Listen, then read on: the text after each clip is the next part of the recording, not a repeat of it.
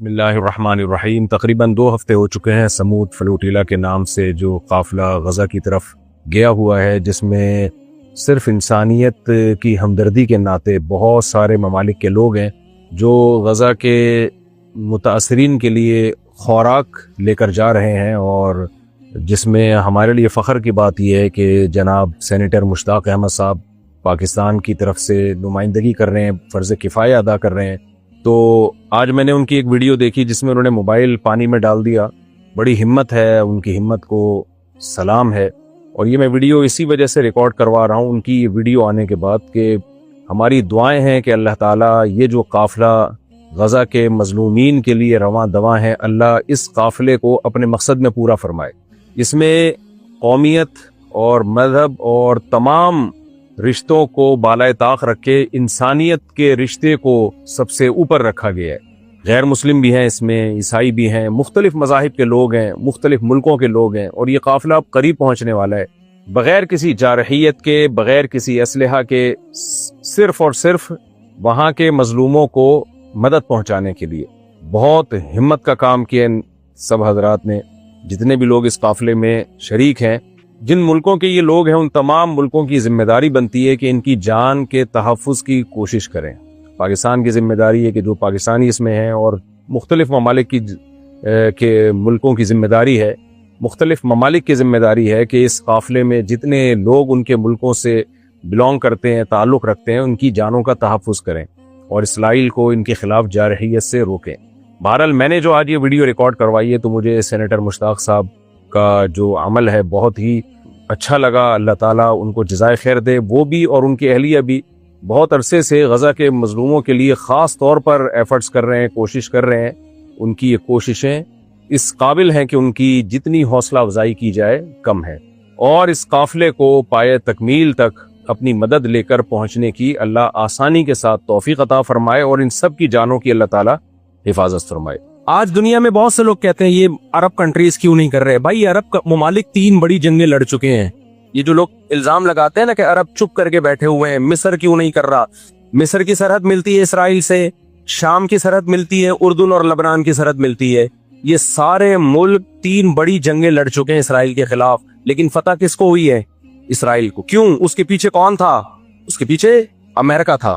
تو آپ اپنے ملکوں کو برا بلا کہہ کے اس سے کچھ بھی حاصل ہونے والا نہیں ہے، اس سے ان کا وجود بھی ختم ہو جائے گا۔ 3 بڑی جنگیں ہو چکی ہیں، تمام عرب کنٹریز مل کے اسرائیل پہ حملہ کرتے ہیں، لیکن اس کے نتیجے میں نقصان کیا ہوا؟ یونائٹڈ نیشن نے جو لکیر کھینچی تھی نا یہودیوں کے لیے، یہودی اس لکیر کو کراس کر کے آگے بڑھ گیا، اور 80% فلسطین پہ یہودی نے قبضہ کر لیا۔ اور یہ غزہ کی پٹی جو آج ہے، اور جس کو ویسٹ بینک کہا جاتا ہے، اس غزہ کی پٹی پہ مصر کا قبضہ ہو گیا جو ایسٹ میں ہے، اور ویسٹ بینک پہ اردن کا قبضہ ہو گیا۔ 20% علاقہ میں سے آدھا اردن کے پاس اور آدھے سے کچھ کم مصر کے پاس چلا گیا، باقی 80% کس کے پاس آ گیا؟ اسرائیل کے پاس۔ پھر 1967 میں بہت بڑی وار ہوئی۔ یہ میں ان لوگوں کو بتا رہا ہوں جو ہر وقت اسلامی حکومتیں جو رہی صحیح رہ گئی ہیں نا، ہر وقت ان کو برا بلا کہتے رہتے ہیں یہ کچھ نہیں کر رہے، یہ عرب کچھ نہیں کر رہے۔ یہ 3 جنگیں لڑ چکے ہیں۔ جب تک تمہارا باپ پیچھے کھڑا ہوا ہے نا امریکہ، اس وقت تک یہ مسئلہ حل نہیں ہو سکتا۔ پیچھے وہ کھڑا ہوا ہے۔ اب کیا ہے کہ جی 1967 میں یہ تمام کنٹریز جو بھی اسرائیل کو گھیرے ہوئے ہیں، یہ سب مل کے پلان بناتے ہیں، عرب متحد ہوتے ہیں کہ اسرائیل کو ایک ہی دفعہ میں صفحہ ہستی سے مٹانا ہے۔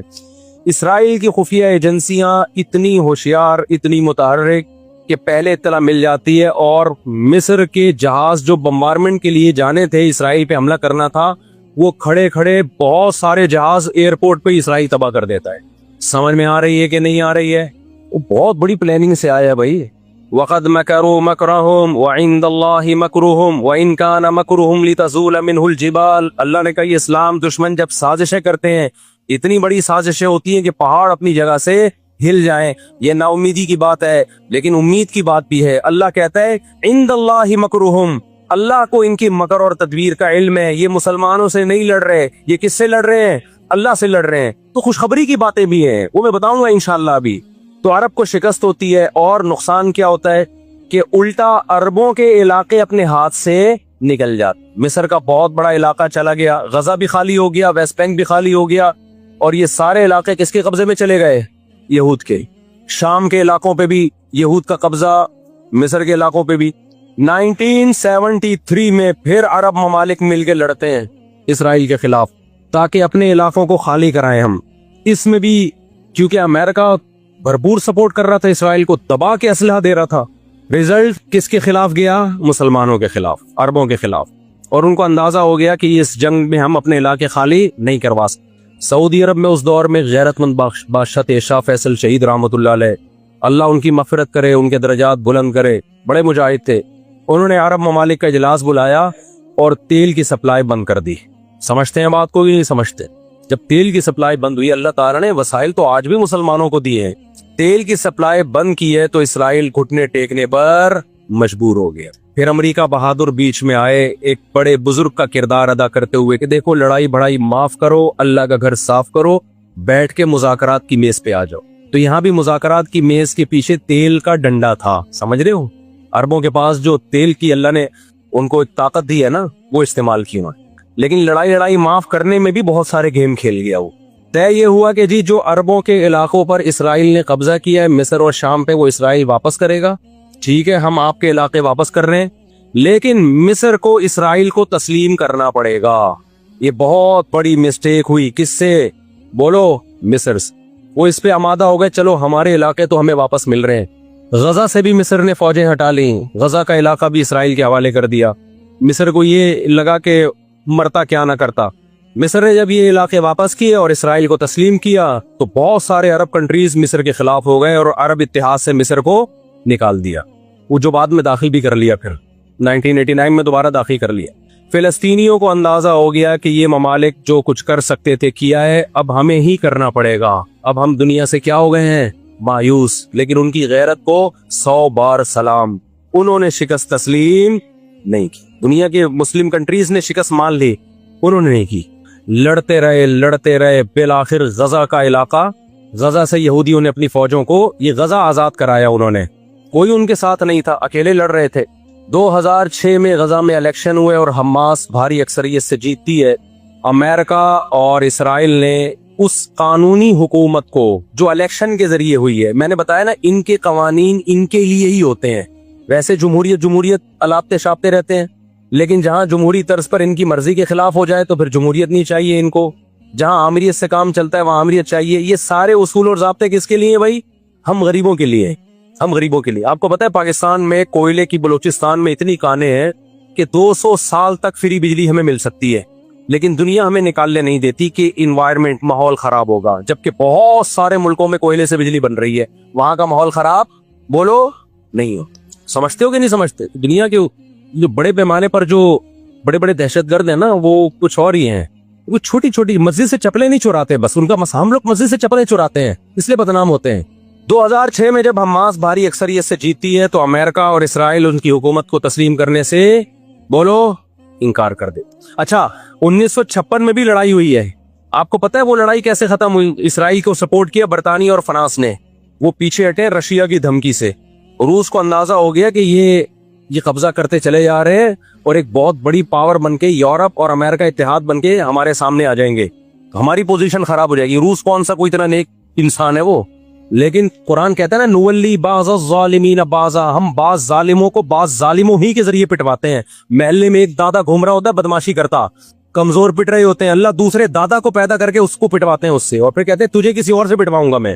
روس نے کون سا اچھے افغانستان میں جو بربریت کی اس نے کس قانون کے تحت افغانستان میں گھسا تھا, وہاں بھی افغانی اس کے خلاف کھڑے ہوئے اور مار مار کے بھگایا اس کو. پھر جو آپ کے 40-42 ملک ابھی افغان طالبان کے ساتھ لڑ کے گئے ہیں وہ کس قانون کے تحت آئے تھے بھائی؟ ایک شخص کو پکڑنے کے لیے, اسامہ بن لادن کو پکڑنے کے لیے آپ نے پوری ریاست کی ایسی کی تیسی کر دی. تو ان کے اپنے لیے اصول کچھ اور ہیں, ہمارے لیے اصول بولو کچھ اور ہیں. اس لیے انصاف اصل کب ہوگا میرے بھائی؟ آخرت میں. لیکن آپ کی اطلاع کے لیے آخرت سے پہلے دنیا میں بھی ایک دفعہ ہوگا, اور یہ ہمارے پیغمبر صلی اللہ علیہ وسلم کی بشارتیں ہیں. آج وہ فلسطینی نہتے ہو چکے ہیں, نہ مصر میں ان سے لڑنے کی طاقت ہے کیونکہ مصر 3 جنگیں لڑ کے ہار چکا ہے, نہ شام میں ان سے لڑنے کی, شام کے اندر تو خود ایسی سازشیں کی ہیں کہ اس کو کھوکھلا کر دیا. جو بھی طاقتور ملک تھے اسرائیل نے ان کو اپنے راستے سے پہلے ہی ہٹا دیا. اور یاد رکھو اسرائیل صرف فلسطین نہیں چاہتا ہے, یہ ہماری بھول ہے. اسرائیل ग्रेट इसराइल का कायल है, जिसमें बहुत बड़ा खिता है जिस पे वो कब्जा करना चाहता है। ये यहाँ रुकेगा नहीं। अगर आज हम गजा को इसराइल के हवाले कर दें कि चलो दुनिया में अमन आ जाएगा, एक हुकूमत इनको दे दी जाए, चंद लोगों को कंट्रोल हथियार डलवा के इनको कंट्रोल दे दिया जाए, तो ये आपकी भूल है। कुरान कह रहा है वयसाउना फिल अर्दी फसादा, इनकी फितरत में है कि ये जमीन में हमेशा फसाद मिचाते रहेंगे।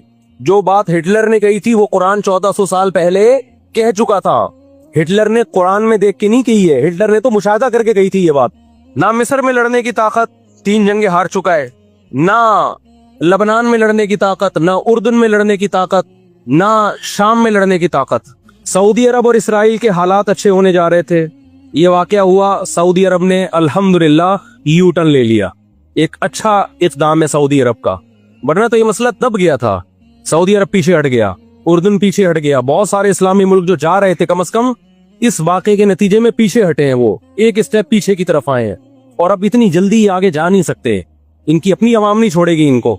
अगर ये आगे की तरफ गए, यहूदियों से इन्होंने दोस्ती लगाने की, इसराइल से दोस्ती लगाने की कोशिश की। मैं बार बार कहता हूं, जब मैं यहूदी का लफ्ज इस्तेमाल करता हूं तो उससे सहयूनी और इसराइली मुराद होते हैं, जो इसराइल को सपोर्ट कर रहे हैं। सारे यहूदी इसमें दाखिल नहीं है। आज भी बहुत सारे यहूदी वहां फिलिस्तीनियों को सपोर्ट कर रहे हैं, दुनिया में मुजाहरे हो रहे हैं फिलिस्तीनियों के हक में।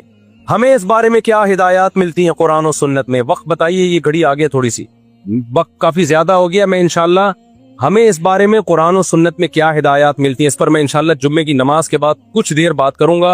वक्त चूंकि बहुत हो गया, जुम्मे की नमाज फिर लेट हो जाती है।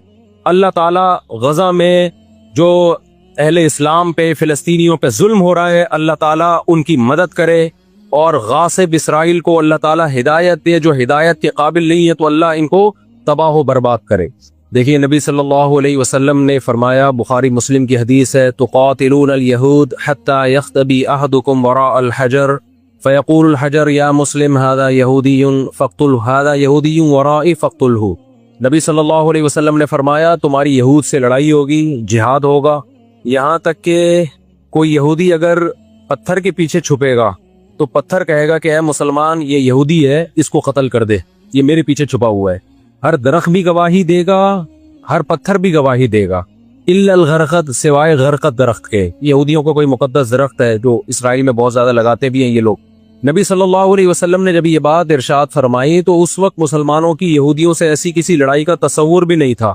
एक पेशगोई थी जो किसी के ख्वाबो ख्याल में भी नहीं था कि सदियों बाद जाके ऐसा हो सकता है। इससे भी पता चलता है कि हमारे नबी सल्लल्लाहु अलैहि वसल्लम की जो पेशगोइयां हैं वो अगर वो पूरी नहीं हुई तो आप टाइम का इंतजार करें, एक वक्त पूरी हो जाएंगी। 1300 साल तक मुसलमानों को इस हदीस का मतलब समझ में नहीं आया। अमली दुनिया में ईमान तो था सबका कि अल्लाह के नबी ने जो फरमाया बरहक है, क्योंकि यहूदियों से मैंने बताया ना लड़ाई हुई नहीं है। जब मदीना से और जजीरे अरब से इनको निकाला गया, ये दुनिया के मुख्तलिफ मुल्कों में जाके आबाद हो गए हैं। उसके बाद ये हमेशा या तो ईसाइयों के ज़ेरे साया रहे हैं या मुसलमानों के ज़ेरे साया रहे। इनकी लड़ाई अगर हुई ईसाइयों से हुई है, मुसलमानों से इनका कभी टाकरा नहीं हुआ।